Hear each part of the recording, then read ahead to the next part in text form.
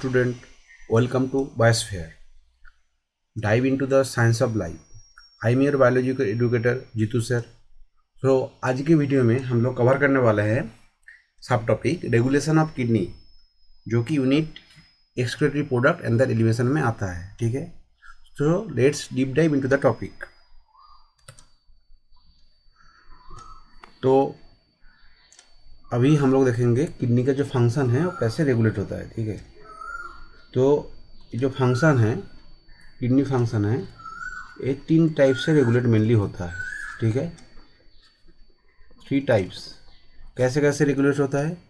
पहला जो मेरा रेगुलेट होता है वो मेरा होता है भाया हार्मोनल सिग्नल. ठीक है, उसके बाद वो रेगुलेट होता है कैसे?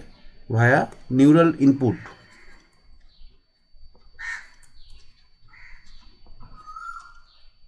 और लास्ट में मेरा है क्या? लास्ट में मेरा है सम लोकल फैक्टर्स. ठीक है, जो हार्मोनल सिग्नल है उसमें आ जाएगा मेरा एल्डोस्टेरोन, हम लोग ये डिस्कस करेंगे बाद में. एल्डोस्टेरोन देन है एडीएच बा एंटी डायरेटिक हार्मोन. तो एडीएच को फुल फॉर्म है एंटी डायरेटिक हार्मोन. ठीक है, और लास्ट और एक है आर्ट्रियल न्यूरोट्रेटिक पेप्टाइड और एएनपी.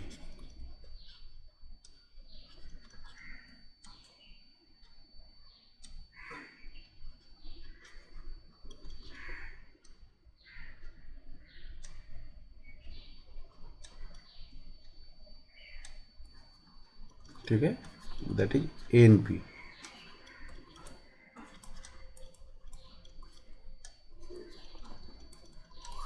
न्यूरल जो इनपुट होता है वो कैसे होता है? वो हम लोगों का होता है जो सिंपैथेटिक नर्वस सिस्टम है, वो जो रेनल ब्लड फ्लो है उसको इन्फ्लुएंस करता है. सो सिंपैथेटिक नर्वस सिस्टम.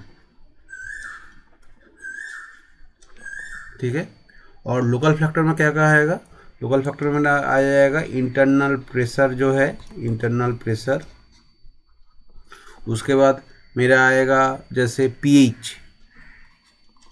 ठीक है, तो ओवरऑल अगर देखें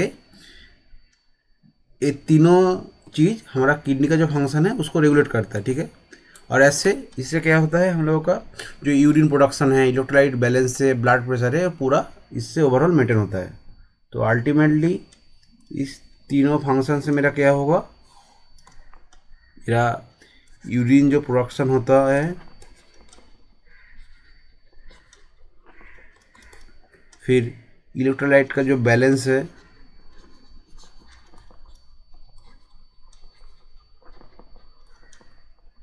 उसके बाद ब्लड जो प्रेशर है ये मेंटेन होता है. ठीक है, तो अभी हम लोग जो हार्मोनल सिग्नल है इसको हम लोग और डिस्कस करेंगे, और यही हम लोग का एनसीईआरटी किताब में है. ठीक है, तो पहला जो हार्मोन है दैट इज एडीएच. एडीएच का फुल फॉर्म है एंटी डायरेटिक हार्मोन. ठीक है,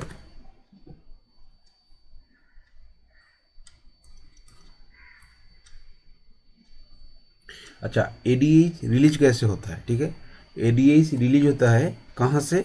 सुप्राऑप्टिक और पैरावेंट्रिकुलर न्यूक्ली. ठीक है, ये कहाँ है?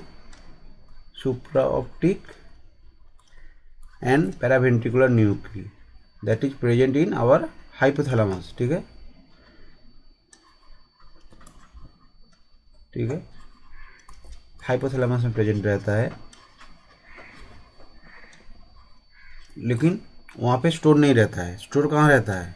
स्टोर रहता है हमारा पिट्यूटरी में. पिट्यूटरी में कहाँ? न्यूरो हाइपोफाइसिस में. ठीक है, ठीक है. अभी क्या हुआ, जब हम लोगों का बॉडी से एक्सेस फ्लूइड बाहर निकल जाएगा ना, उस समय ये क्या होगा? ए रिसेप्टर, जो ओस्मो रिसेप्टर है हम लोगों का बॉडी में, वो एक्टिव हो जाएगा. ठीक है, ओस्मो रिसेप्टर जब एक्टिव हो जाएगा वो हम लोगों का जो हाइपोथैलेमस है उसको स्टिमुलेट करेगा. ठीक है।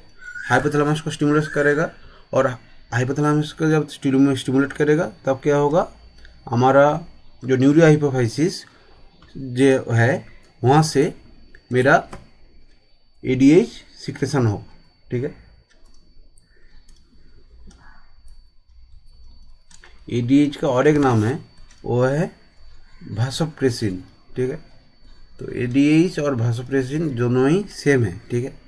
अभी एडीएच एक्ट कहाँ करेगा, एडीएच एक्ट करेगा जो हम लोगों का डीसीटी और कलेक्टिंग डक्ट है, डिजिटल कन्वोल्यूटेड ट्यूबुल और कलेक्टिंग डक्ट का जो बेसोलेटरल मेम्ब्रेन है वहाँ पे रेनल सेल रहता है, तो अल्टीमेटली उस पर एक्ट करेगा। Renal cells of basolateral membrane of DCT and collecting tubule, ठीक है। वहाँ पे एक्ट करेगा। वहाँ पे क्या एक्ट करेगा कि वो जो पानी ज़्यादा रिलीज कर रहा है वो पानी ज़्यादा रिलीज मत करे, ठीक है। तो इससे हम लोग का क्या होगा, जो डायूरिसिस है वो प्रिवेंट होगा, मतलब अब अभी पानी ज़्यादा नहीं निकलेगा, ठीक है। सेकंड है ये जो एडीएच है, कभी कभी ये एडीएच इस पे भी एक्ट कर जाता है, किस पे, हेनलेज लूप में, ठीक है। हेनलेज लूप में क्या क्या करता है, हेनलेज लूप में वो क्या करेगा, सोडियम जो कॉन्सेंट्रेशन है, ठीक है, सोडियम कॉन्सेंट्रेशन जो है उसको ज़्यादा से ज़्यादा रिलीज करेगा, ठीक है। रिलीज कहाँ करेगा, हम लोगों का मेडुलारी जो इंटरस्टिशियम है वहाँ पे,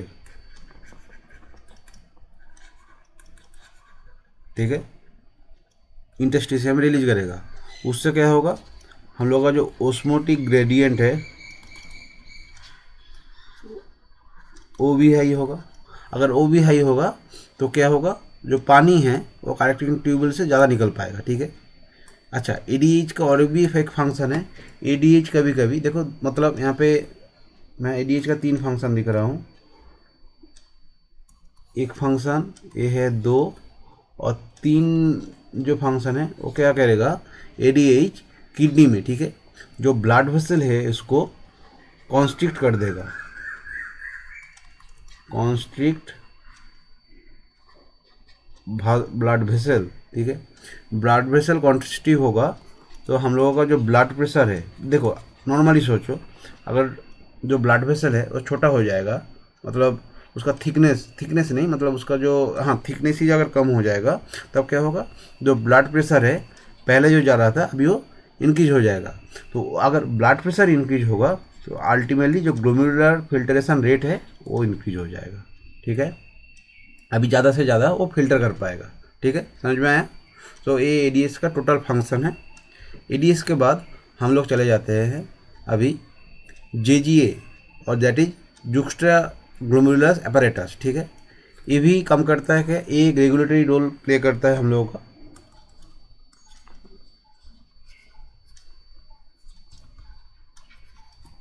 ये क्या करता है, जब हम लोगों का जो ग्लोमेरुलर ब्लड फ्लो है, ठीक है, और ब्लड प्रेशर है, अगर वो कम हो जाएगा, ब्लड प्रेशर जब कम हो जाएगा तब क्या होगा, जेजी सेल एक्टिवेट होगा, ठीक है। जेजी सेल माने जुक्स्टा ग्लोमेरुलस जो सेल है वो एक्टिवेट होगा। कहाँ रहता है वो, वही जो हम लोगों का ग्लोमेरुलस है और उसके पास जो नियर प्रॉक्सिमल कन्वोल्यूटेड ट्यूबुल है, ठीक है, तो वहाँ पे वो जेजी सेल रहता है। तो जेजी सेल जब एक्टिवेट होगा वो क्या करेगा, वो हम लोगों का रेनिन को प्रोड्यूस करेगा। ये रेनिन RENIN है, और एक रेनिन होता है RENNIN, और रेनिन दोनों अलग है, ठीक है। तो रेनिन क्या करेगा, रेनिन अभी एंजियोटेंसिन, ठीक है, टेंसिनोजेन, ठीक है, अभी ये मतलब एक्टिवेट नहीं है, ठीक है, इसको एक्टिवेट करेगा रेनिन, ठीक है। रेनिन इसको एक्टिवेट करेगा और किस में कन्वर्ट हो जाएगा तब, एंजियोटेंसिन 1 में, ठीक है। वो एंजियोटेंसिन 1 फर्दर एंजियोटेंसिनोजेन 2 में कन्वर्ट हो जाएगा। ठीक है, ये जो एंजियोटेंसिनोजेन 2 है, ठीक है, ये क्या है हम लोगों का पावरफुल, दिस इज पावरफुल भासोकॉन्स्ट्रिक्टर, नाम से ही पता चल रहा है। मतलब जो हम लोगों का जो ब्लड वेसल है इसको कॉन्स्ट्रिक्ट कर देगा। ठीक है, तो पावरफुल भासोकॉन्स्ट्रिक्टर है। ठीक है, इससे क्या होगा, हम लोगों का जो ग्लोमेरुलर ब्लड प्रेशर है, मतलब ग्लोमेरुलस में जो ब्लड प्रेशर है वो पहले फॉल हो रहा था, अगर इसको भासोकॉन्स्ट्रिक्ट हो गया तो क्या होगा, ब्लड प्रेशर इंक्रीज होगा। ठीक है, ब्लड प्रेशर अगर इंक्रीज होगा तो ultimately glomerular filtration rate increase हो जाएगा। ठीक है, एंजियोटेंसिनोजेन और एक कम करता है, वो क्या करता है हम लोगों का, ये फर्स्ट वर्क। सेकेंड वर्क क्या करता है, वो क्या करता है, एड्रिनल जो कॉर्टेक्स है, ठीक है, एड्रिनल जो कॉर्टेक्स है उसको एक्टिवेट कर देगा। वो अगर एक्टिवेट होगा तो क्या होगा, वो एक्टिवेट होने के कारण वो एल्डोस्टेरोन रिलीज करेगा। ठीक है, अगर एल्डोस्टेरोन रिलीज करेगा वो क्या करेगा, एल्डोस्टेरोन क्या करेगा, जो सोडियम आयन है एंड जो वाटर है, ठीक है, उसको एब्जॉर्ब करेगा ज़्यादा। एल्डोस्टेरोन क्या करेगा, रीअब्जॉर्ब करेगा, किसको, कहाँ से, दो reabsorb by distal part of nephron, जो लास्ट का पोर्शन है, ठीक है, डीसीटी कलेक्टिंग ट्यूबुल, वो अब एल्डोस्टेरोन के कारण सोडियम आयन एंड जो वाटर है उसको ज़्यादा से ज़्यादा अभी एब्जॉर्ब करना स्टार्ट करेगा। ठीक है, इससे भी हम लोगों का जो ब्लड प्रेशर है ऑटोमेटिकली इंक्रीज होगा। ठीक है, ठीक है, तो ये जो ओवरऑल मैकेनिज्म है इसको कहा जाता है रेनिन एंजियोटेंसिन मैकेनिज्म। ठीक है, क्योंकि पहले रेनिन रिलीज हुआ, वो फिर एंजियोटेंसिनोजेन को एक्टिवेट किया और अल्टीमेटली एंजियोटेंसिन 2 जाके दोनों काम किया। ठीक है, समझ में आया। और लास्ट में हम लोग का जो है एएनएफ, ठीक है, एएनएफ क्या है, एएनएफ का फुल फॉर्म क्या है,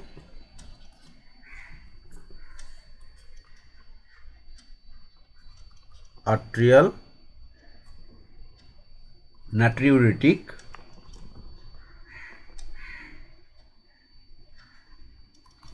फैक्टर।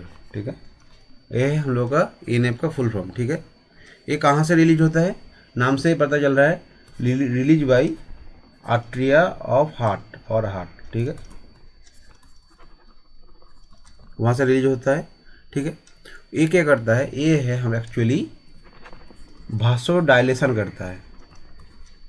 ठीक है, तो हम लोग पहले जो पढ़े हैं जेजी सेल क्या रिलीज करता है, रेनिन, रेनिन अल्टीमेटली एंजियोटेंसिन 2 को, मतलब एंजियोटेंसिनोजेन को एक्टिवेट करता है, और जो अल्टीमेटली जो एंजियोटेंसिन 2 है वो एक्चुअली था भासोकॉन्स्ट्रिक्टर, लेकिन ये जो एएनएफ है ये एक्चुअली भासोडायलेटर। ठीक है, भासोडायलेशन के कारण क्या करेगा, ये भासोडायलेशन करेगा। What is vasodilation, vasodilation is the process by which the blood vessel is dilated. ठीक है, तो डायलेशन ऑफ ब्लड वेसल हो जाएगा अब, क्योंकि एएनएफ इज ए स्ट्रॉन्ग भासोडायलेटर। ठीक है, अभी तो इससे क्या होगा, जो ब्लड प्रेशर है वो ज़्यादा हो गया था, अभी इसको थोड़ा कम कर देगा। ठीक है, तो इससे क्या होगा, जो तो अल्टीमेटली हम लोग क्या देखें, जो एएनएफ है वो क्या करेगा, बैलेंस करना चाहेगा ब्लड प्रेशर। ठीक है, तो एएनएफ चेक्स किसको, इसका पहला जो मैकेनिज्म पढ़े थे हम लोग, रेनिन एंजियोटेंसिन जो मैकेनिज्म है। ठीक है, तो एएनएफ हम लोगों का रेनिन एंजियोटेंसिन जो मैकेनिज्म इसको पहले पढ़े उसको चेक्स एंड बैलेंस करेगा। ठीक है, अभी समझ में आया। Thank you student, if you like our effort don't forget to like, comment, share and subscribe for more fascinating content. Please click the bell icon for all future updates. Until next time, keep exploring, keep questioning and keep learning.